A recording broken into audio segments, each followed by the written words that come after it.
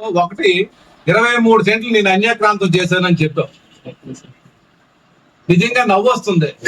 అది యాక్చువల్ గా నువ్వు చెప్పిన వరకు కూడా ఆ భూమి ఎక్కడ ఉందో నాకు తెలియదు. నువ్వు ప్రెస్ మీట్ ఇచ్చిన తర్వాత నిన్నటి నేను వెతుకుతున్నా ఎక్కడ ఉందా భూమి, ఎక్కడ ఉందన్న భూమి.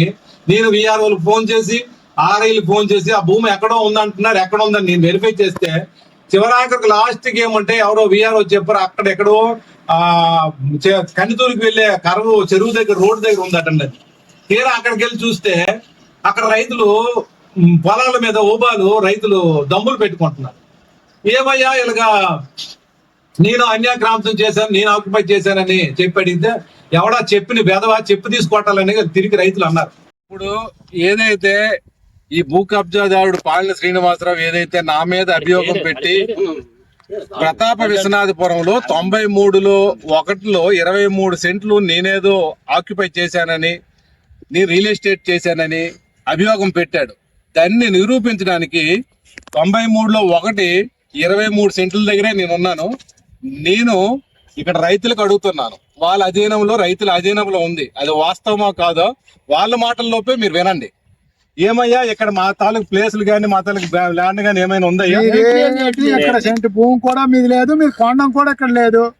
మరి కొంతమంది వెధవలు ఏంటంటే నేనేదో ఆక్యుపై చేసి ఇక్కడ రియల్ ఎస్టేట్ చేశాను అనుకుని నా మీద అభియోగం పెట్టారు. అది పరిస్థితి.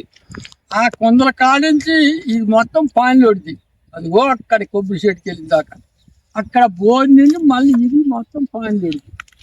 అక్కడ ఎరిమొక్కలు ఇందులో ఈ పొలాల్లో గానీ నాకు గానీ మా తండ్రి గారైన పుచ్చనార్సయ్య గానీ ఏమైనా భూములు ఎప్పుడైనా తీసుకున్న పరిస్థితి అది చూడండి. ఇలాంటి అబద్ధమైన అభియోగాలు పెట్టి ఎవరి మీద ఈ బురద జల్లడానికి ప్రయత్నిస్తావు కబ్జా శ్రీనివాస్?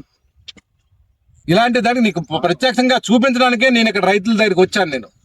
కాబట్టి ఒళ్ళు జాగ్రత్త పెట్టుకొని అభియోగం చేసేటప్పుడు అన్ని కనుక్కొని చేయాల్సిన బాధ్యత ఉంది. అది నువ్వు గుర్తెరగాలని నేను చెప్తూ ఇంట్లో కూర్చొని ఏదో అభాండాలు వేయాలని ఏదో పనికిమాల చెత్త పేపర్ చూపించి సర్వే నంబర్ చూపించకుండా అవాస్తవాలు ప్రకటించడం మాత్రం నిజాలు అయిపోవు.